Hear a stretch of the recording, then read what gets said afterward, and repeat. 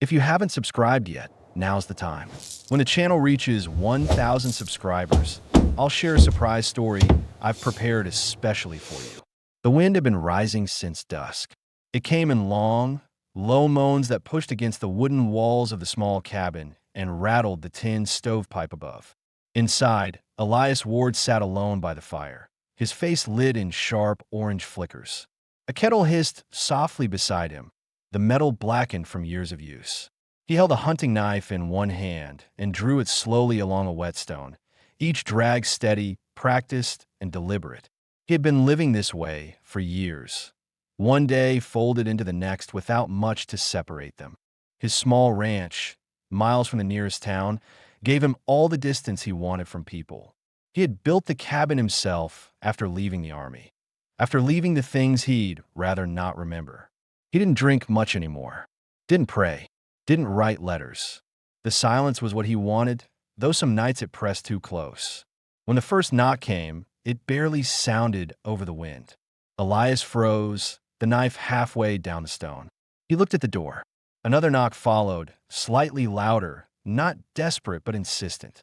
The kind that came from someone who didn't have anywhere else to go. He stood up slowly, the joints in his knees stiff from sitting too long. His right hand went automatically to the rifle propped beside the wall. He didn't point it, just held it loose, the barrel angled down. The third knock came. "Who's there?" His voice was calm, but there was tension behind it. No answer, only the wind. He stepped closer, lifted the latch, and pulled the door open. The gust hit him first, sharp, cold, carrying the smell of rain and distant sage. Then he saw her. A woman stood in the doorway, her face half hidden beneath strands of wet hair. She was Apache, her features unmistakable to a man who had spent years on both sides of that line. Her dress was torn at the sleeves, her feet bare and cut from travel. She looked exhausted, but there was no fear in her expression, just a kind of steady resolve that made her seem older than she was. Elias didn't speak. His grip on the rifle tightened slightly. The woman looked straight at him. Her voice was low even. "I want to stay here." It wasn't a plea. It was a statement, the kind of words that left no room for argument, but somehow didn't carry thread either. Elias studied her face, unsure what to think. His mind went through possibilities: runaway, outcast, someone being hunted. He remembered the soldiers who still rode through these lands from time to time, chasing ghosts. Letting her in could mean trouble, but turning her away would mean sending her back into the dark, and he had done enough of that in his lifetime. He stepped aside and nodded once. "Come in." She hesitated for a moment, then crossed the threshold. The door shut behind her, cutting off the wind. Inside, the air smelled of smoke and pine resin. She went straight to the fire and crouched near it, holding her hands out to the heat. Her fingers were trembling. Elias watched her from the side of the room, the rifle now leaning against the wall. He filled a tin cup with water from the jug and handed it to her. She took it carefully, nodding once before drinking. When she finished, she set it down beside her and pulled the blanket he offered around her shoulders. Neither spoke. He sat back down by the table, the firelight drawing faint lines across his face. He studied her quietly, the way he used to study the horizon for movement. She was young, maybe late 20s, but there was something older in her eyes. He thought of asking her name, but didn't. It could wait. His mind wandered as he watched the fire. He remembered faces, his unit, the orders, the raids. Villages burning because someone said they were hiding the enemy. He had done his part, and he had walked away when he couldn't stand it anymore. Out here, he didn't know anyone anything. But now this woman was in his cabin, and that old instinct, the one that told him to protect something fragile, stirred again. The woman shifted slightly closer to the fire. She winced when the warmth reached her feet, cracked and raw from walking barefoot through the desert. Elias noticed, stood, and fetched a small tin of sal from a shelf. "Use this," he said, setting it beside her. She looked up, her gaze meeting his for the first time since entering. "Thank you." Her voice was quiet, but sincere. He nodded, sat back down, and let the silence return. Outside, the wind beat against the shutters, but inside the cabin, the fire burned steady. The woman's breathing slowed as warmth finally reached her bones. Elias leaned back in his chair, listening to the sound of the storm move across the land. Steady, distant, fading. He didn't know who she was or what kind of danger she might bring, but he knew one thing for certain. She had nowhere else to go. And that was enough for now. The storm died sometime before dawn, leaving behind a heavy stillness that settled over the land. The sound of dripping water came from the eaves, steady and slow. Elias woke before sunrise, as he always did, and sat for a moment on the edge of his cot, listening. The woman was still asleep by the fire, wrapped in the blanket he had given her. Her breathing was shallow but even. He stood and stirred the embers until a few sparks came alive. The smell of smoke mixed with the faint scent of damp earth. He poured water into the kettle, placed it over the flame, and stepped outside to check on the horse. The ground was soft under his boots, the air cool and sharp. The first light of morning stretched across the plain, turning the wet grass silver. For a moment, Elias let the cold hit his face and clear his thoughts. He wondered if she would be gone by the time he came back inside. That would have been easier, cleaner. He wasn't used to anyone else being here. But when he opened the door again, she was still there, sitting up now, watching the fire with her knees pulled close. Her eyes lifted toward him, uncertain. "You live here alone?" He nodded. "Since the war ended." She didn't ask which one. She didn't need to. He poured her a cup of coffee, rough and bitter, and slid it across the table. She took it carefully, warming her hands around the tin. The silence between them stretched, but it didn't feel tense. Just careful. After a few minutes, she said, "My name is Naomi." He gave a short nod. "Elias." Her eyes studied him quietly, as if trying to measure what kind of man he was. He looked away first. For most of that day, they worked around each other without speaking much. Elias mended a section of the fence that had fallen during the storm. Naomi gathered kindling and cleaned the cabin as though she had been doing it for years. Her movements were practical, never wasted. She didn't ask what she could or couldn't touch. She simply acted, and he found himself letting her. By midday, she was cooking something from the small stores he kept: beans, salt pork, and the last of the potatoes. The smell filled the room. Elias sat at the table, watching her as she worked. Her hands were scarred, her wrists marked faintly, as though bound by something that had long since healed. He wanted to ask what had happened, but he knew the kind of silence that follows certain memories. You learn not to ask. Instead, he said, "You can stay until you're ready to move on." Naomi didn't answer right away. She stirred the pot once, slowly, then said, "I'm not sure where I would go." That was the first truth spoken plainly between them. Elias looked down at his hands, rough from years of labor. He knew that feeling, the way the world shrinks after you've lost everything that gave it shape. After they ate, Naomi stood near the window, watching the open land. "How far to the next town?" "3 days on foot," he said. "Maybe more with the rivers high." She nodded, but didn't seem to be planning to leave. That night, when the fire burned low, she asked quietly, "You said you fought in the war. Why did you stay here after?" Elias hesitated, his gaze fixed on the flame. "Because I didn't belong anywhere else." Naomi didn't press further. Her eyes stayed on the fire, her face calm but distant. The silence between them wasn't empty. It carried weight, like two people sharing a wound they couldn't name. When she finally lay down to sleep again, Elias stayed awake, listening to the wind outside. He thought about the soldiers he had once ridden with, how they used to talk about peace as if it were a place you could find on a map.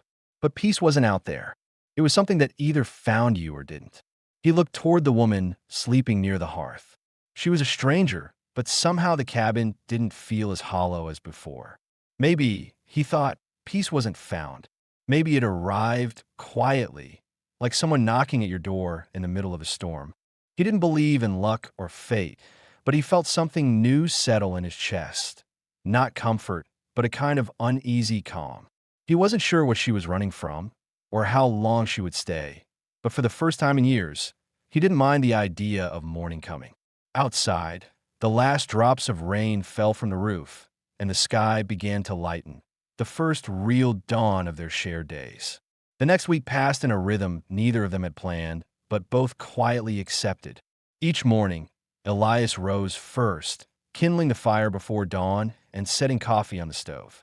Naomi would wake soon after, moving softly through the room, folding the blanket she slept under, and tidying the small space without needing to be asked. It was a wordless exchange. She did what needed doing, and he didn't interfere.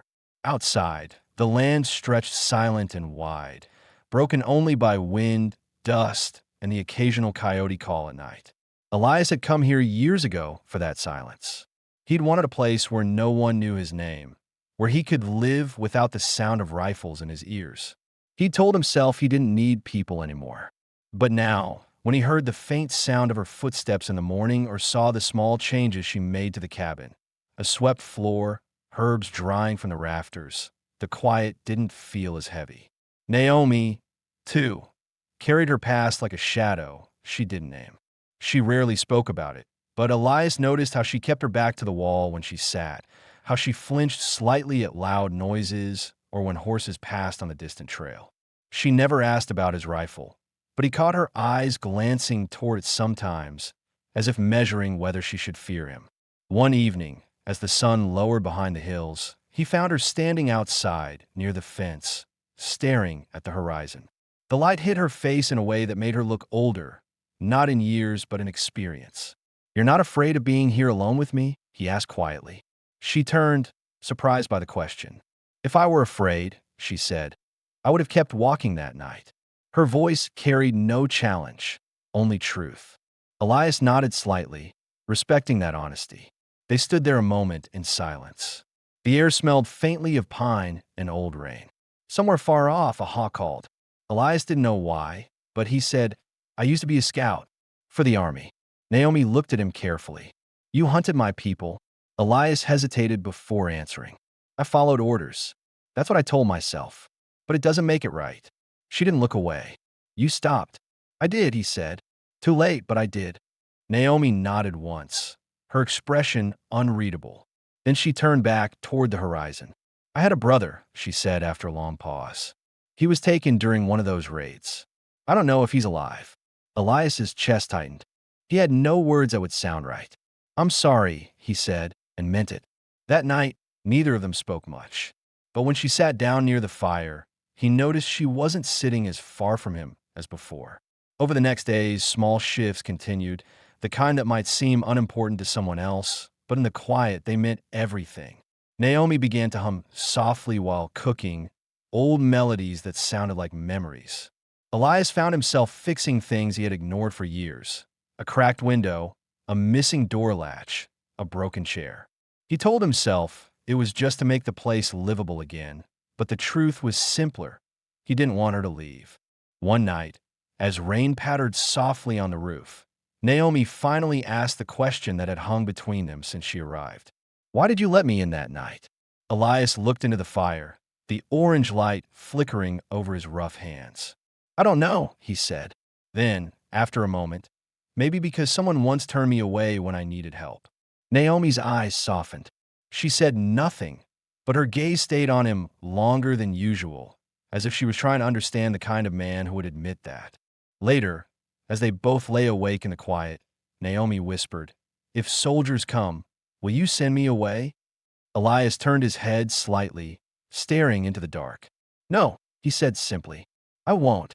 The room fell silent again, but something in that silence had changed. It wasn't just shared survival anymore. It was trust, fragile, unspoken, but real. Outside, the rain eased. The land went still again. The storm had passed, but inside that small cabin, something new had taken root, something that neither of them had expected and neither dared to name yet. By morning, Naomi was already outside feeding the horse. When Elias stepped out, she glanced back at him, her hair caught in the wind. He said, "You don't have to go anywhere. Not if you don't want to." She nodded. "I know.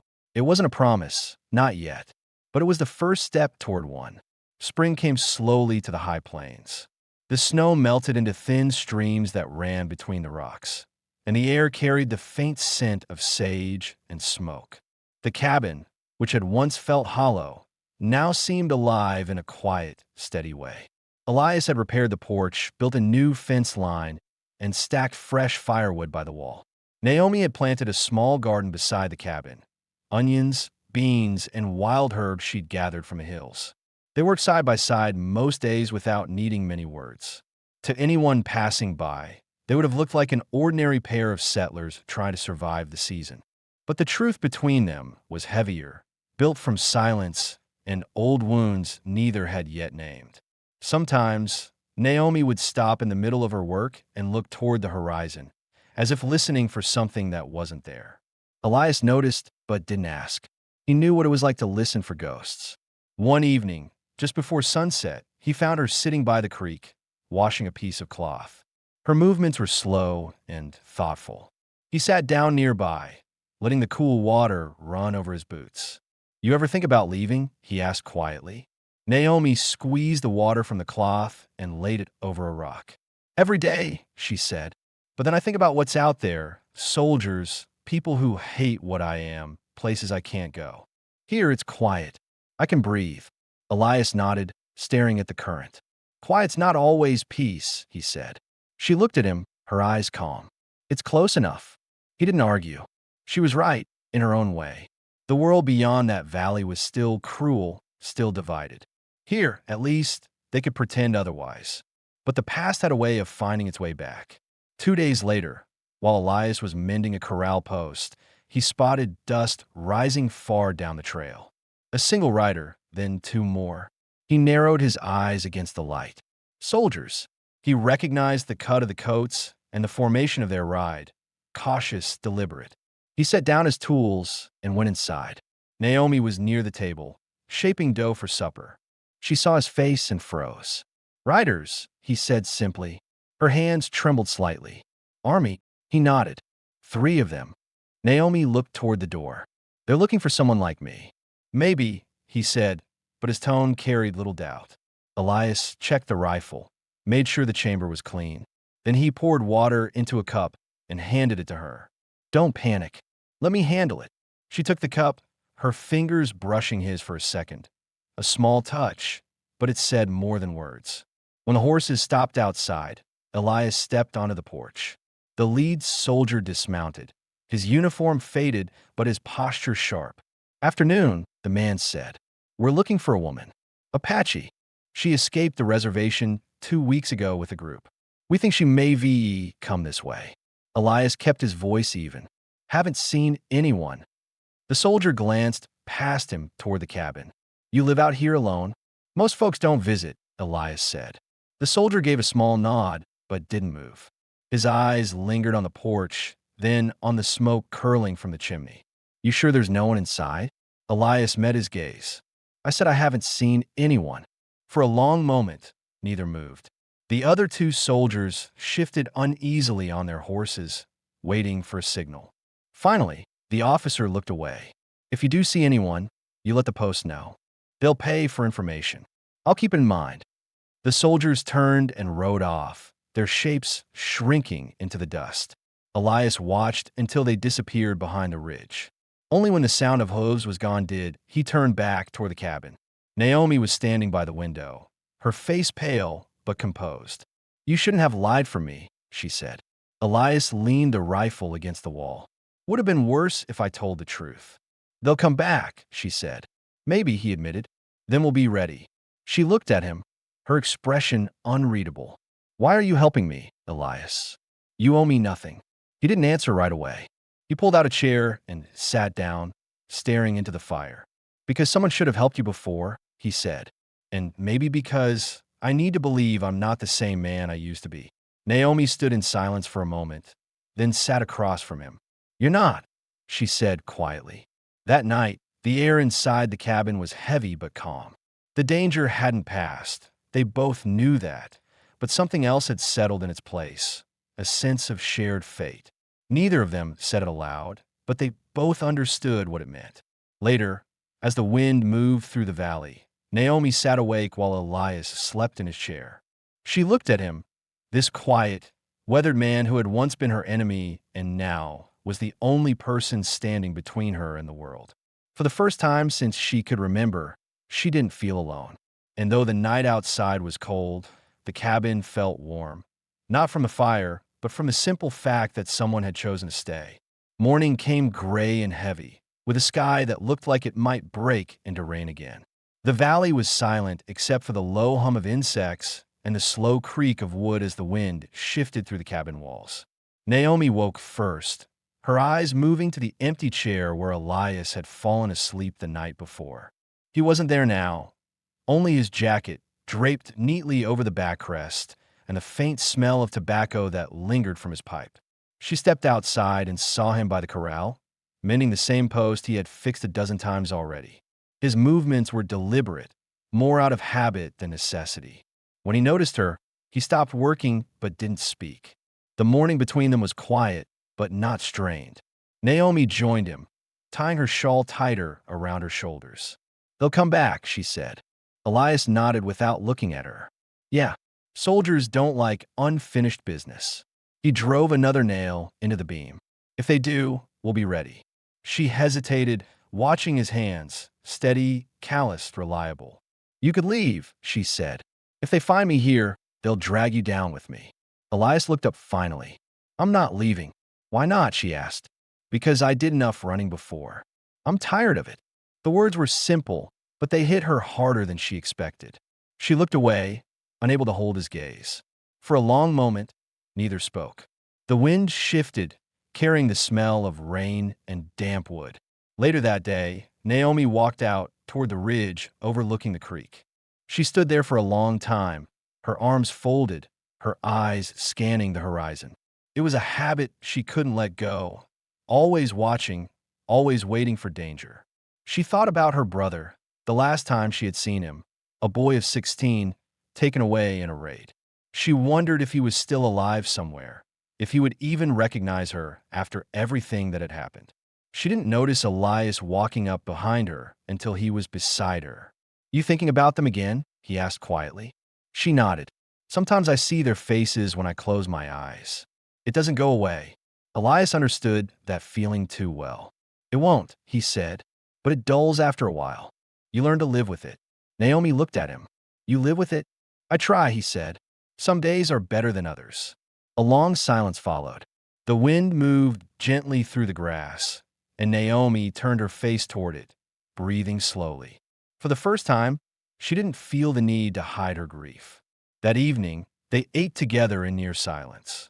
The fire cast a soft light over the walls, filling the room with warmth that had little to do with heat.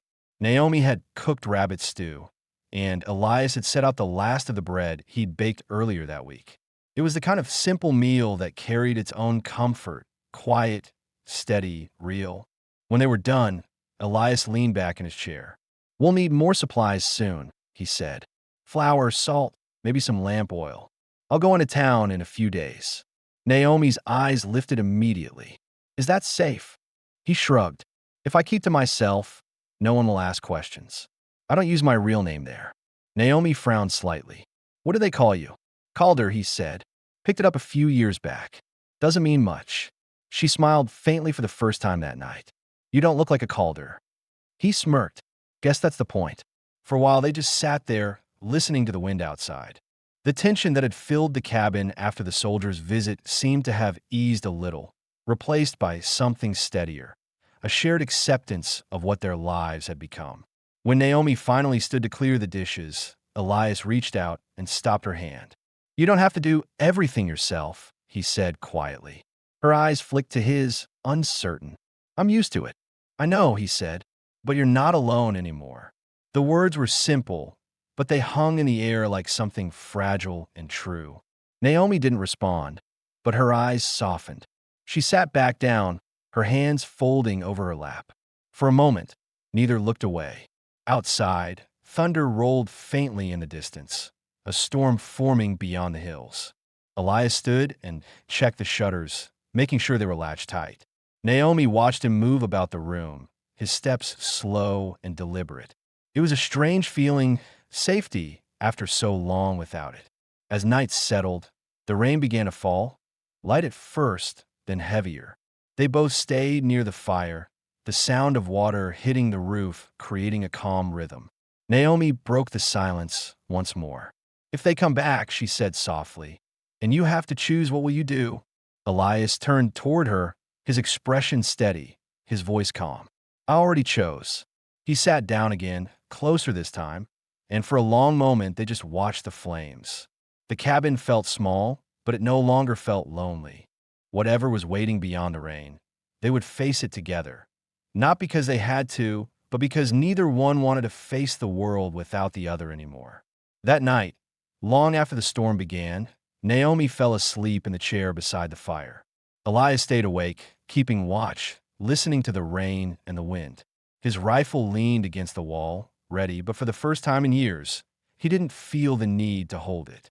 The world outside might still be cruel, but inside that cabin, something new had been built, something worth protecting. The storm lasted through the night and into the following morning. Rain hammered the roof in a steady rhythm, and the land outside turned to mud and mist. Inside, the air was thick with smoke and the scent of damp wood. Elias had barely slept. He sat near the door, boots muddy, rifle beside him, his eyes following the fire's slow collapse into embers. Naomi still slept in the chair, wrapped in a blanket, her face peaceful for once. The sight of her calmness struck him harder than he expected. She had lived through so much, yet somehow managed to rest.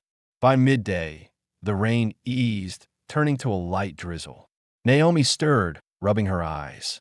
You didn't sleep, she said quietly. Elias shrugged. Old habit. You watch the door like someone's coming, she said, studying him. He gave a small nod. Someone usually does. Naomi stood, stretching her arms. Then maybe you should stop waiting for ghosts. Her words caught him off guard. He looked at her, not angry, not defensive, just quietly aware that she was right. He had spent too long waiting for trouble to return. Out here, survival meant expecting the worst, but it also meant never living fully. He looked down, muttering, I don't know how to stop. Naomi walked closer, her voice steady. Then learn. The day passed without incident. They spent the morning fixing the doorframe, which had swollen from the rain. Naomi dried herbs by the stove, while Elias cleaned his rifle and checked the traps near the creek. The calm almost felt unnatural, but both of them were grateful for it. In the afternoon, when the clouds finally broke, Elias saddled his horse. I'll head to town, he said. If anyone asks, you're a hired hand. Stay inside till I'm back. Naomi frowned. What if they follow you? I'll make sure they don't. Before he left, she reached out and caught his arm. Don't talk to anyone you don't have to, she said, her tone sharper than usual. If they ask questions, lie. You're good at that. Elias gave a faint smile. Better than I want to be. The road to town was rough from the rain, filled with puddles and deep tracks. The sky cleared slowly, revealing wide stretches of sunlight and low clouds drifting over the hills. When he arrived, the town looked the same as it always did, dusty, tired, suspicious. The general store sat near the well, its windows covered in grime. A few men lingered outside, playing cards on an old crate. Elias tied up his horse, nodded to no one, and went inside. He bought what he needed: flour, coffee, salt, and a small box of cartridges, keeping his head down. The shopkeeper, a heavy man with a gray beard, recognized him but didn't call him Elias. Been a while, Calder, he said. You keeping out of trouble? Trying to, Elias replied. As he paid, the shopkeeper lowered his voice. Soldiers were through again 2 days ago, asking about an Apache woman traveling alone. They said she's dangerous. Killed a man near the reservation. Elias kept his expression calm, though a tightness gripped his chest. People say a lot of things. Maybe, the man said, but they're offering $50 to whoever finds her. Elias took his change without another word. He left the store, mounted his horse, and rode out before anyone could follow. $50 was more than most men in that town saw in a month. He knew what that meant. Sooner or later, someone would start looking harder. By the time he reached the cabin, dusk had fallen. Naomi was waiting outside, the lantern burning beside her. She looked anxious until she saw him, and the tension left her shoulders. Everything all right? She asked. Fine, he said, handing her the bag. But they're still asking about you. They put a price on your head. Naomi's hands went still. Did they say why? They think you killed a man. She turned toward the dark hills, her voice low. They kill my brother. I defended myself. But they don't care about truth. Elias studied her face, steady, controlled, but hiding a storm of grief. He didn't press further. Then we need to be careful, he said. They'll come again, maybe with more men. Naomi nodded, her expression hardening. Then I'll fight if I have to. Elias shook his head. No, if it comes to that, I'll handle it. She stared at him, her jaw tight. Why? Because you think I can't? No, he said evenly. Because I don't want to lose you. Her eyes flickered, uncertain whether to believe what she'd just heard. You don't even know me, she said softly. I know enough, he replied. I know what it's like to have no one left. That's enough for me. For a moment, neither moved. Then Naomi stepped closer, her voice barely above a whisper. You could have turned me in for money. You didn't. Elias looked at her, the firelight from the lantern catching the lines on his face. Money's never bought peace. That night, it didn't talk much, but the silence between them had changed. It was no longer the silence of strangers. It was the kind shared between people who had already chosen to trust one another, even when the world outside offered no reason to. As the night deepened, Naomi sat by the fire, sharpening one of Elias's knives with careful strokes. He watched her hands move, calm, precise, determined. There was something unbreakable in her, something that reminded him what it meant to keep going even when everything around you said to stop. When he finally lay down, she stayed awake, keeping the first watch. Outside, the wind picked up again, carrying the faint echo of thunder from far away. But inside the cabin, there was a steady kind of peace, fragile, real, and earned.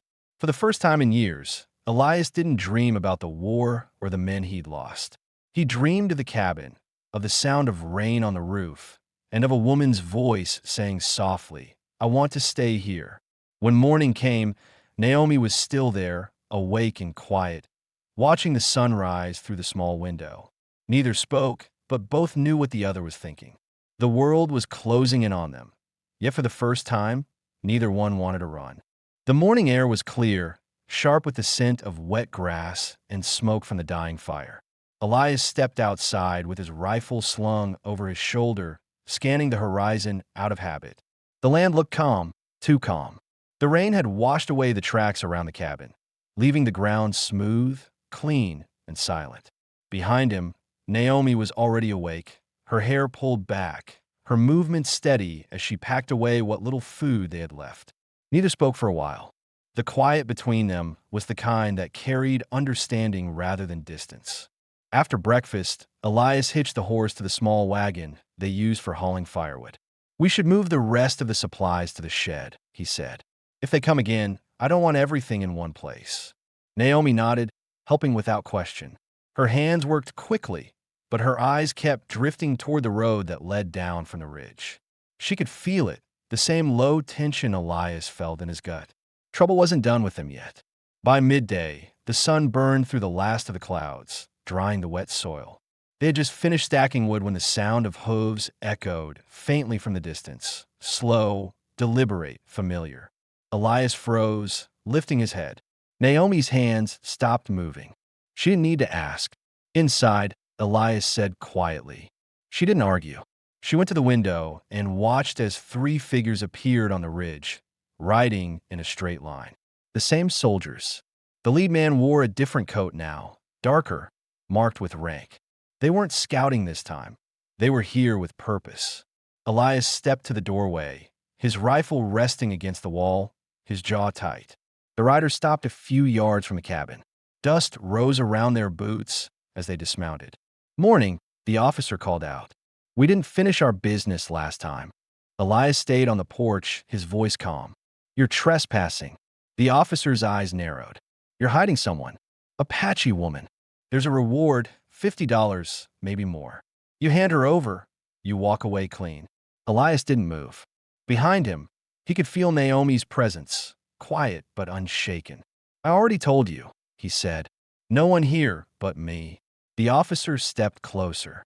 You're lying. Elias's hand hovered near his rifle, but his voice stayed level.